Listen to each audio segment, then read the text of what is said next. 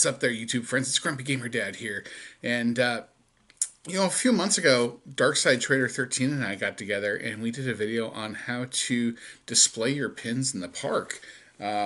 Riveting stuff. But one of the things that we had discussed was an It-A-Bag. And, well, I just happen to have gotten one for Christmas. So this is just going to be a little how to put your It-A-Bag together.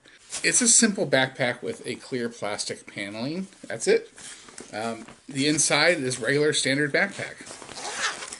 We need to kind of make some changes to be able to display our pins in it and have them seated properly. The backpack itself has room for me to put my pinfolios in there, so I don't have to lug these suckers around the parks. Also, there'll be room for my camera because, I can't go to Disneyland without my camera. So the first thing we're going to do is a quick little trip to the craft store. We need this 1/4-inch rigid foam, craft foam.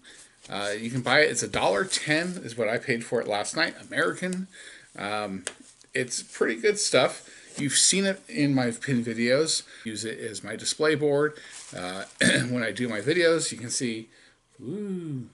So what we're going to do is we're going to take 3 pieces of this, and we're going to cut it down to size, and we're going to fit it into that It-A-Bag, and then I have to select pins. That's the hardest part, is selecting which pins I want in there. Now you may be asking, why am I going to do so much labor? Well, if I slip just one sheet in there, right, it doesn't fill up the whole space, for one. You've got a huge gap up here. And, this bag has some room, so you want to kind of spread out that room, stretch that room out a little bit. So your pin, you don't want your pins all the way pressing up against the plastic and causing maybe a tear, but you also don't want them flopping around, because if they do flop around in there, there's a chance the pin's going to come off, and, you could accidentally lose a valuable pin. Alright, for the next step, I'm going to, well, you can see I'm already down here. I'm on location in the garage. Only because I'm going to be doing some cutting.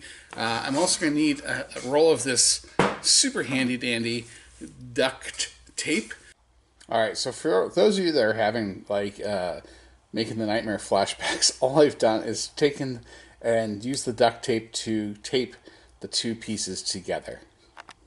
And I added a couple pieces across the sides just for a little bit added support. So now it folds open and closed like a book.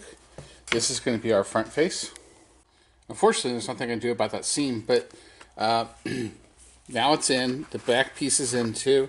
You can see that we have to now trim off the curvature here of the foam so the bag will zip closed. Okay, now I've trimmed it all up, and my foam back is ready to go. Now I just zip it closed. I'm ready to put pins inside and head to the parks. Okay, now that the bag's all finished, it's time to figure out the hardest part of this whole process, what pins. Okay, so for this first It-A-Bag, I really kind of just want to capture my Frozen collection, my primary collection, and get a little bit of variety in there. Just really represent the whole movie. The pins I'm choosing are going to be from Acme, the Olaf, and the Elsa profile.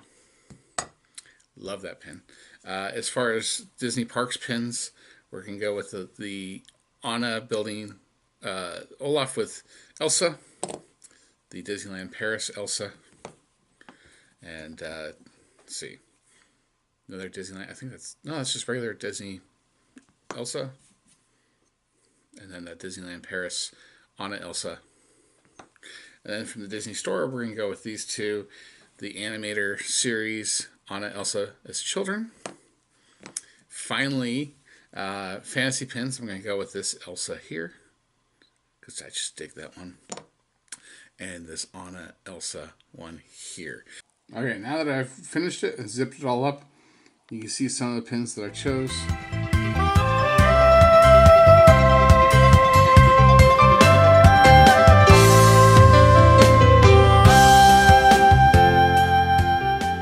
Some things you want to consider when you're selecting pins would be size of the pin, weight of the pin. Remember, these things are going to get really heavy really quick. And so if you have a bunch of smaller pins, you have to wear that on your back all day. The number of prongs on the back or pins is, I think, a consideration because the single pin will swivel, right? For me, I'm not only thinking about those things, I'm thinking about the value. If I were to lose my bag, how hard would it be to replace these pins in my collection?